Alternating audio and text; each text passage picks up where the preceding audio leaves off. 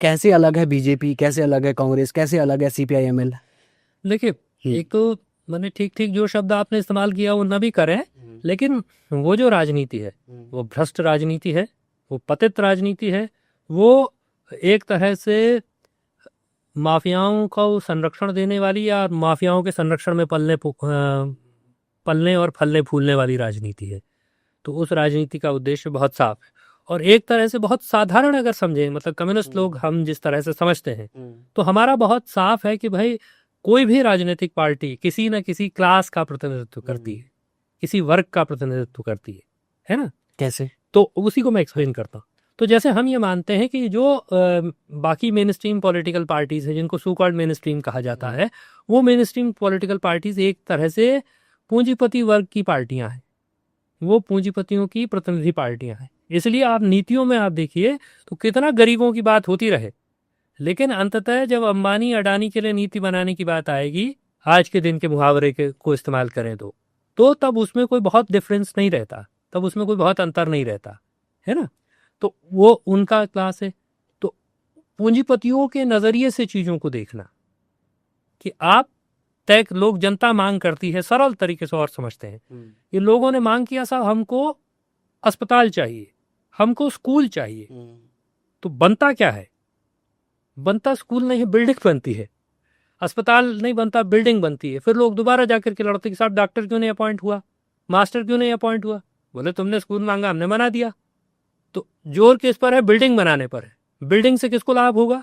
ठेकेदार को लाभ होगा। आज के दिन पर तो पॉलिटिकल पार्टियां ये पार्टियां एक तरह से ठेकेदारों के लिए, ठेकेदारों के द्वारा है। अच्छा है ना। तो उसका लाभ होगा।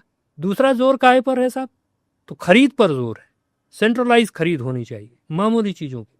तो एक तरह से अपनी जेब भरना और दूसरा जो विक्रेता है उसको लाभ पहुंचाना, उनका उद्देश्य, उसमें बड़ा उद्देश्य ये है।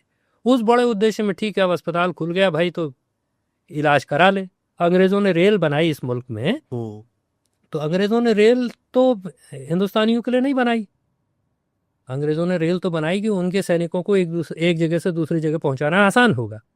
अब ठीक है, रेल बन गई तो भाई उसमें गांधी ने भी यात्रा कर ली और भगत सिंह ने भी यात्रा कर ली, लेकिन गांधी और भगत सिंह के लिए रेल नहीं बनी थी।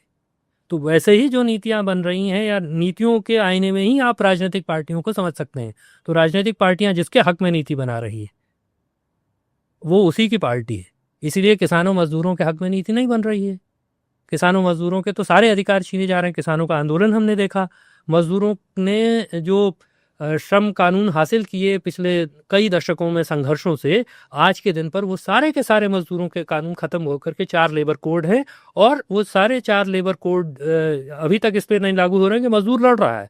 तो लेकिन वो इसलिए कि मालिकों को सहूलियत हो सके, पूंजीपति को सहूलियत हो सके। मजदूर यूनियन बनाता है, इससे पूंजीपतियों को तकलीफ होती है, उसे दिक्कत होती है। तो सरकार का काम क्या है? वो पूंजीपतियों की दिक्कत आसान करे, वो मजदूरों का हित आसान करे, ये काम नहीं है ना।